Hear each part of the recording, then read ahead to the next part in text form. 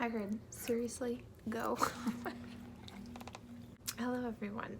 This is a different video than I've done before, and it feels a little weird sitting here talking to my camera, but I like watching these kind of videos. So today I'm going to be talking about what I've been reading and enjoying and studying in the month of January. So the first one I'm going to share with you is the book Beholding and Becoming, The Art of Everyday Worship by, I hope I say this right, Ruth Chou Simons.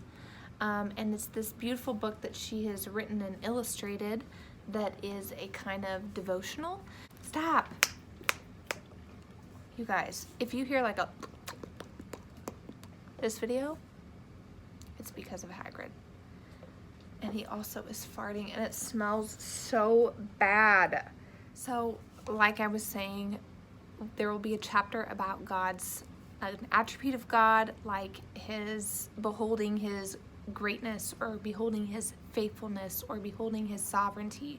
And then the following chapter will be about how we should correctly respond or react to that attribute. So, for instance, if it's God's greatness that we are to be beholding, then we should be becoming more humble and feel more comfort by the fact that we are small and God is great and He's in control. So I've just been loving this, and the illustrations in this are, I just love them. She does watercolor illustrations and lettering. So let me move over here. If you can see kind of, she does different types of illustrations. Then she'll have whole pages like this that kind of have you, like something for you to do that's worshipful to set your mind on God. Here's another neat one, just this kind of pattern with dragonflies and lily pads. But she has a glossary up front that kind of says if she has a lot of butterflies in her illustration, it's symbolizing transformation and renewal. Or if she's has bumblebees, then it's signifying hard work and perseverance, and those kind of go along with the theme of the devotional for the day.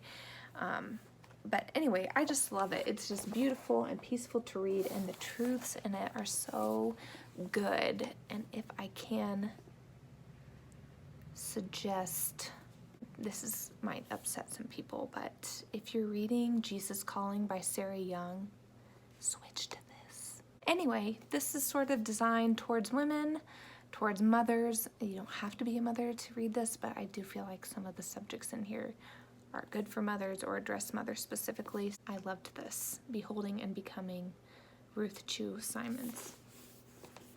The next thing I've been doing is been reading through the Psalms, and my sister gave me this, and Rosie wrote on it with red pen. So excuse my nice, crisp, clean cover that now is covered in red pen marking.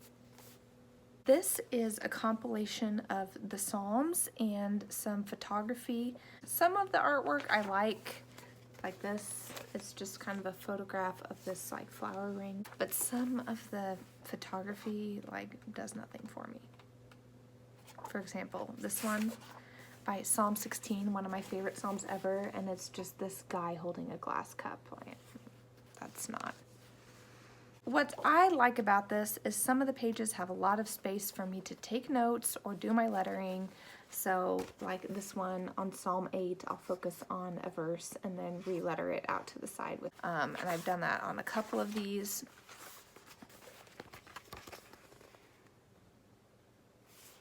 So it's just a way to help me focus on what I'm reading longer than 2 seconds, and then my brain moves on to other things. So on the pages where I have some room, I will kind of do my own sketching and note-taking and lettering.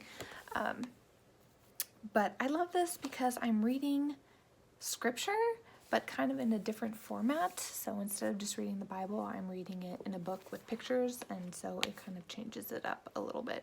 I've been specifically looking for themes of joy as I read through the Psalms.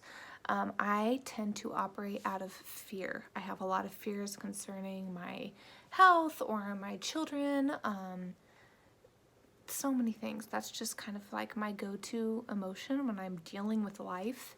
And so I've been really trying to replace that, like coming from a place of love and joy instead of fear and anxiety. So what I do, if you're looking for a way to study the word, I've been reading a psalm, and this is written, the psalms in here are written in the New Living Translation, and then I will get on my phone and read the same psalm in the ESV. And then I have a notebook, here we go, that I will write down the verses of joy that I find as I read through the psalms. I hope that will focus for you. And then I can pray through those and think on those. One verse that really has stood out to me lately, or that I've been thinking about and dwelling on, is from Psalm 13. The very end of the psalm says, I trust in your unfailing love. I will rejoice because you have rescued me. I will sing to the Lord because he is good to me. And the ESV translation says, he has dealt bountifully with me. And I love that wording. Here's the art for that page. It's just kind of this field. But I love that. He has dealt bountifully with me, and it helps me think of all of the blessings the Lord has given me, all the trials he's allowed me to walk through that I have grown from, and I can just remind myself of God's faithfulness and goodness towards me, which I need that in my mind constantly. On to non-scriptural or more secular reading, I guess you could say. I just finished reading Kristin Hannah's The Great Alone. This is a fictional story about a family, and particularly from the viewpoint of the daughter in the family, who moves to Alaska.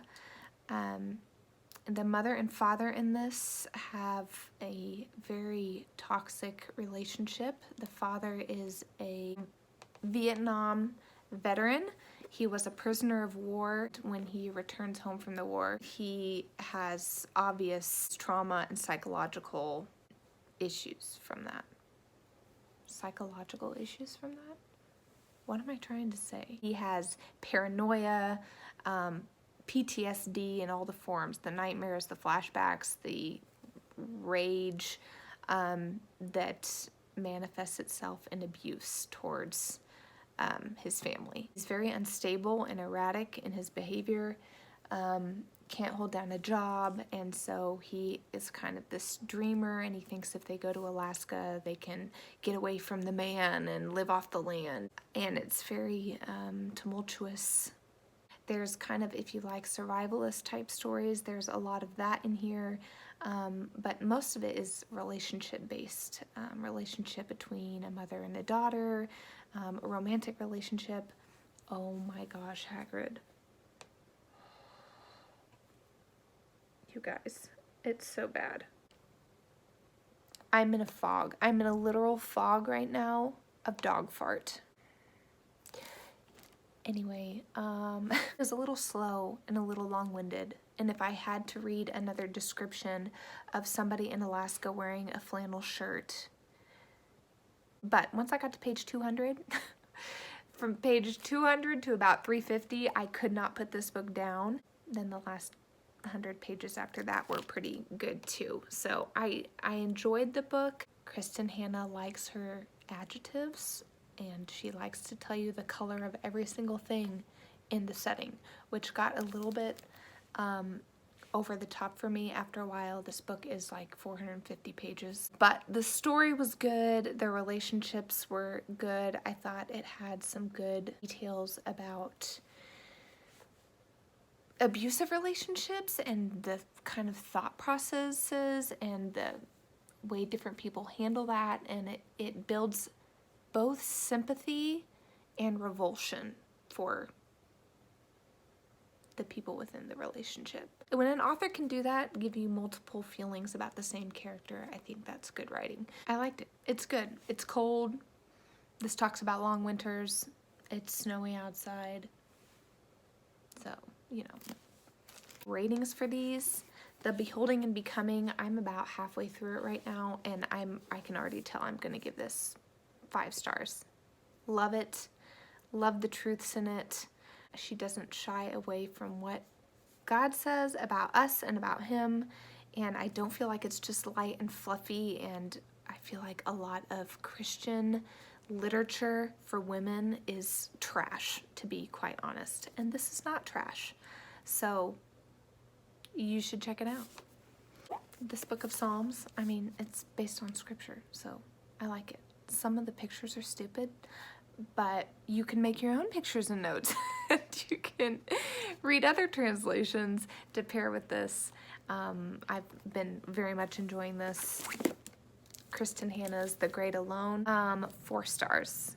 I liked it. It was intriguing, but it was also long-winded and talked too much about flannel shirts. I hope this was useful to you. If you like this kind of video, leave me a comment and I will maybe film some more of them. Please leave recommendations for me of fiction you've been reading, nonfiction you've been reading, Christian literature that you've been reading that has been helping you grow or that you've really enjoyed, because I love hearing those things too. So leave me a comment. Yes? Okay, thanks guys. Have a good day. Can we just observe right now? This has been too close to me during this filming process. And also, you guys, this is my tripod. I have my end table.